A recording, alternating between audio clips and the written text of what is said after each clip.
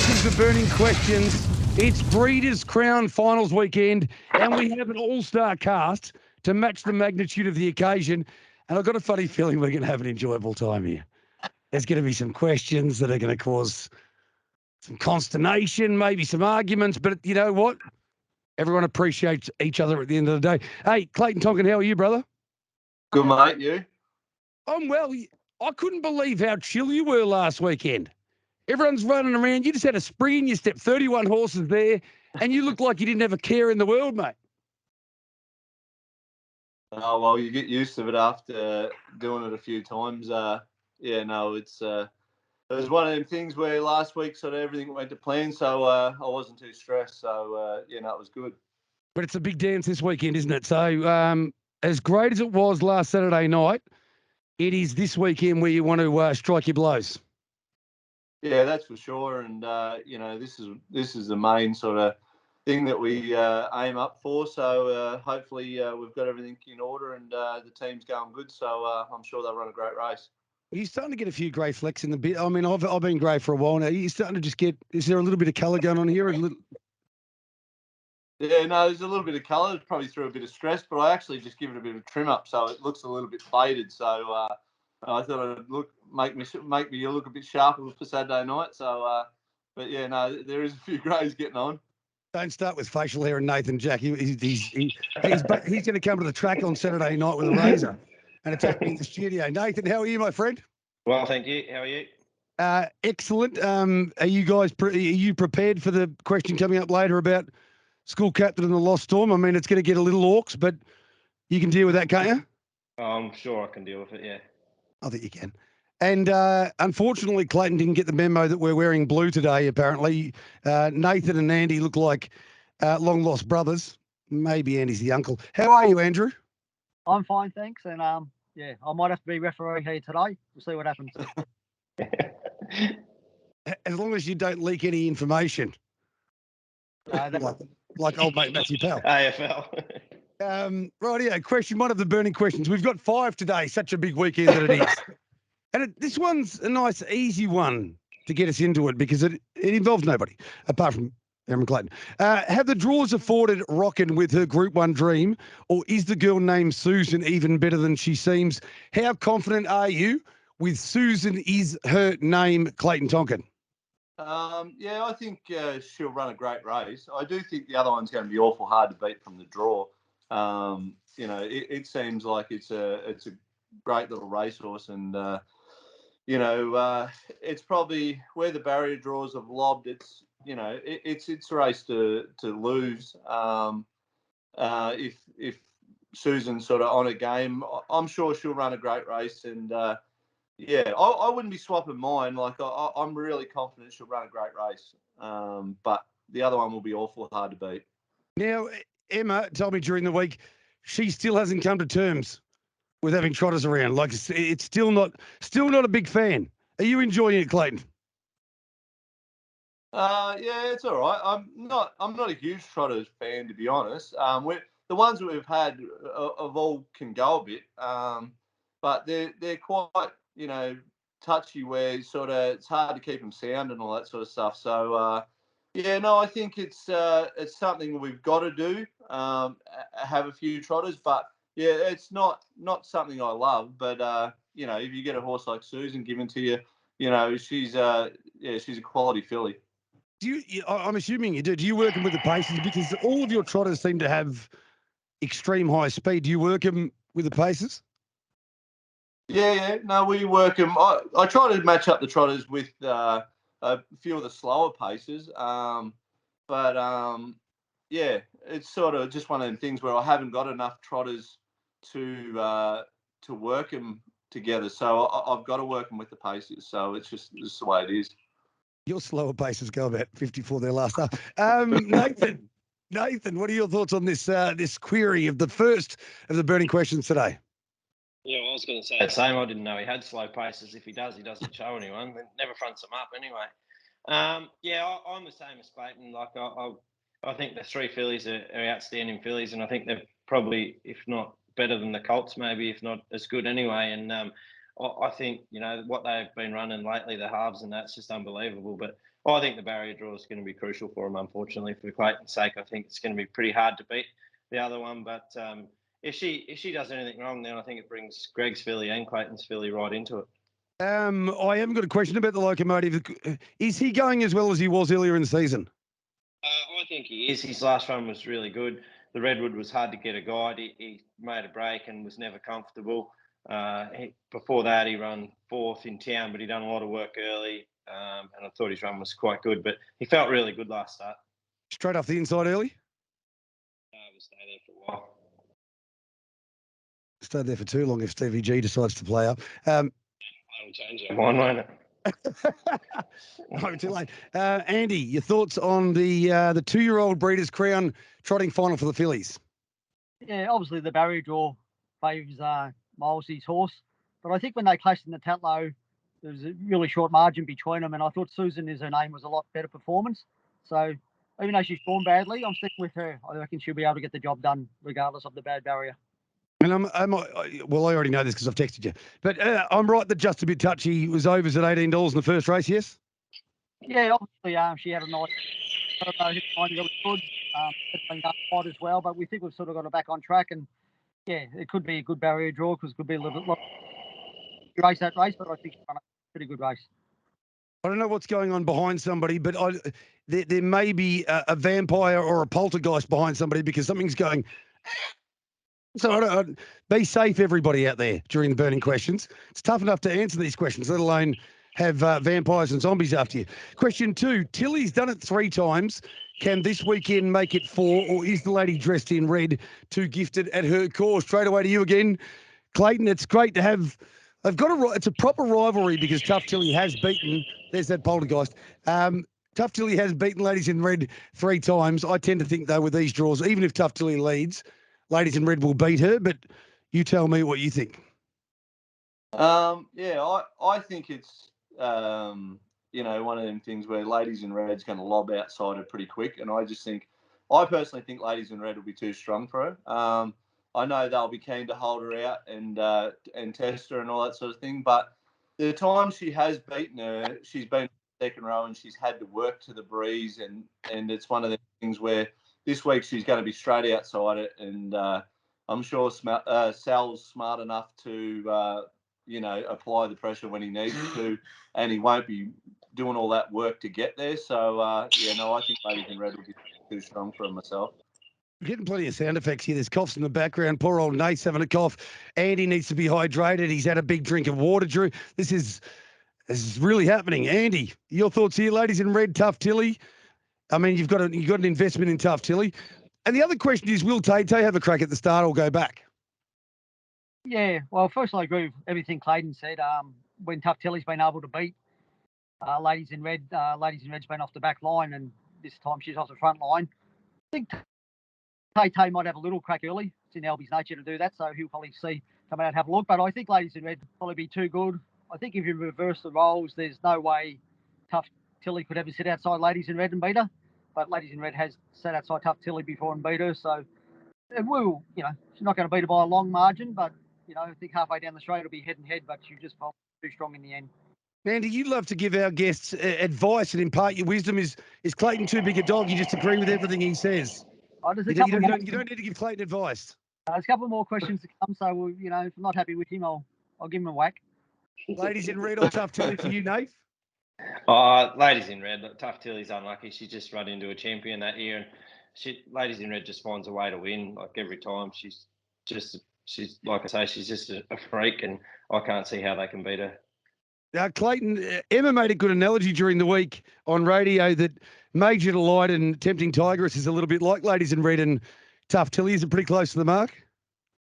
Yeah, no, they're it's hard to compare them, but they're all great fillies, and I think the other ones are definitely going in the right direction. That's for sure. All right, it's been a good, friendly beginning. We've all gotten to know each other a little bit better, which is fantastic. Now it's time to get ugly. Nathan, we already know the answer to this, but we want declarations. Will the captain park the storm like in Homegrown Win? And if he does, is Mark Pitt's time to throw down paper thin? Declare your intentions. Look into the camera. Give us your blue steel and let us know what's going to happen. What are you going to do? Yeah, I'm going to hold the front. I know it's going to be a genuine run race, and I've driven in a lot of races, and you've always got to be careful if you drive to beat one horse. Sometimes you do beat it, but always something beats you. So got to be careful not to overdo it as well. But I know that how much respect the camp have got for theirs and how much respect I've got for theirs. And I know that if I let him go, that I can't beat him. So I'm out there to win, and that's the only way that I can see that I'm a chance to do it. I'm not saying I can do it by doing that, but I know that if I let him go, that I can't win. So that's why I'm not going to let him go. Have you driven in a lot of races? A little bit of practice. Are you going to dictate the tempo, or are you going to let the Lost Storm dictate the tempo? I think we'll both be pretty happy to run. I think they'll run the first half pretty quick. That's for sure. Clayton, it's time for the rebuttal. I know, or at least I get a very strong feeling that you believe in that homegrown classic final, that maybe the Lost Storm should have laid down the law a little bit earlier. But when I say paper thin, Mark Pitt's got a big decision to make. I think there's only going to be a little gap there, because if you go too early, you bring Captain's Knock and maybe even Perfect Class into it. And if you go too late, Nath walks away with the prize. And that's not what you want. So talk me through it. Will the Lost Storm win regardless? I think it's, the barrier draws are in Nathan's horse's favour, but I'm fully confident in our horse. And like you said, it's going to be a quick first half. It's not going to be like the homegrown where, they made it sort of a 4 furlong dash sort of thing. So, if we're not good enough, we're not good enough. But like I say, it's going to be a genuine race, and they'll run some time. I know he even brought out the green hood, the old safari green hood, so he knew what was coming. That's sensational. As the Lost Storm coach, you're going to say yes, like an AFL footy coach talking about a player that's been through a tough match. But how did he come through that incredibly quick lead time and that brutal run last week, the Lost Storm?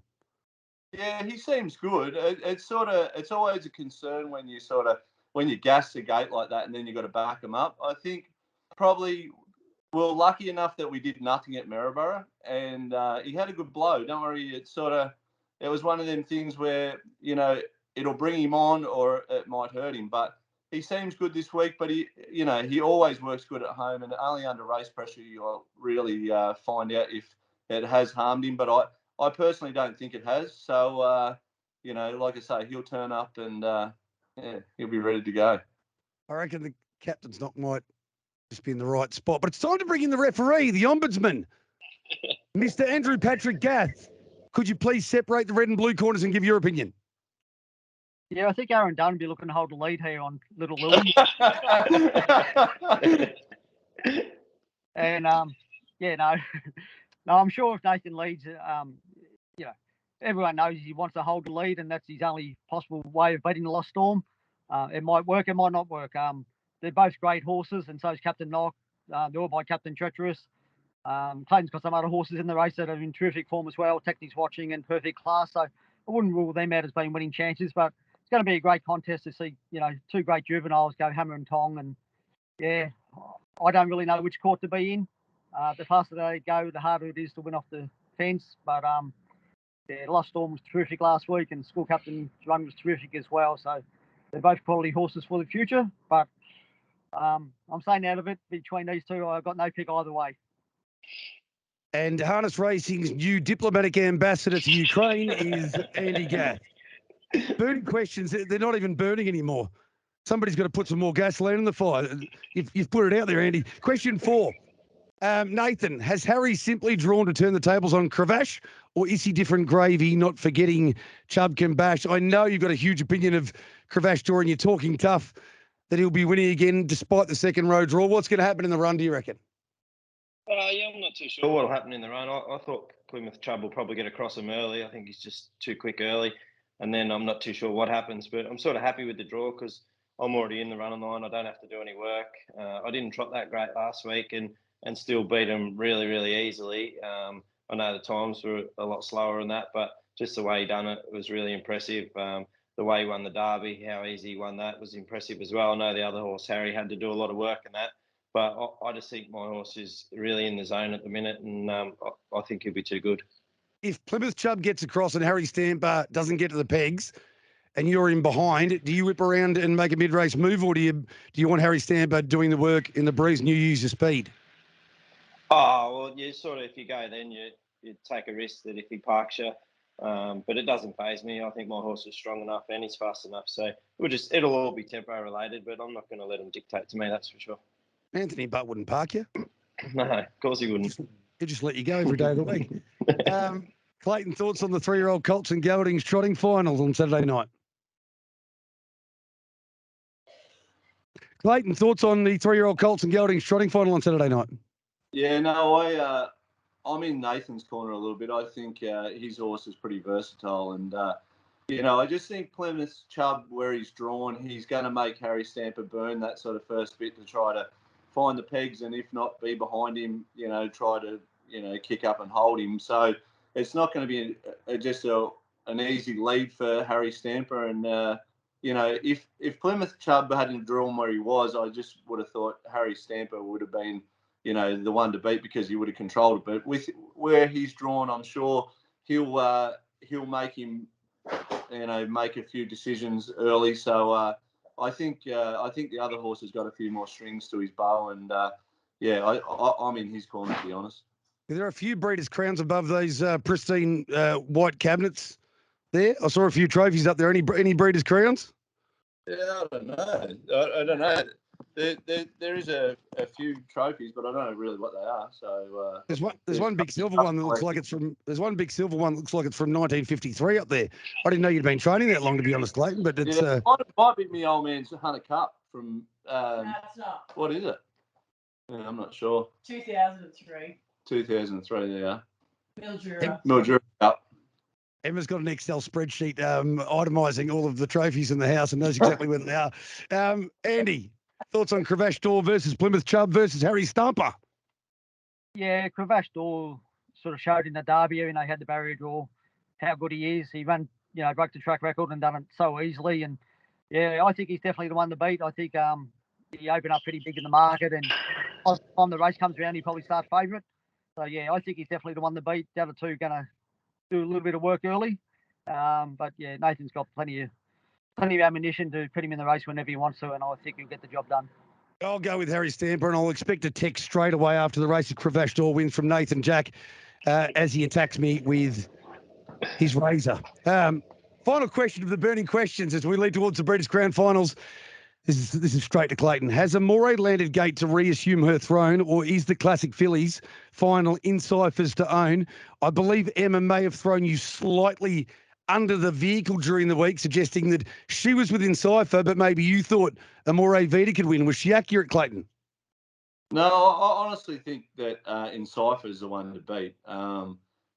She's a quality filly, and I can't see any pressure in the race. So it's just one of them things where in cipher will cross her. There'll be no pressure, and I just can't see how she could beat her for speed up the lane, because in cipher, she's one of them ones where you can get close to her, but you can't get past her. And going through the heats, she had pretty soft run at Bendigo, had a soft run again last Saturday night, and I think everything's steered her in the right direction to be, 100% for Saturday night. And I can't see him beating in cipher myself.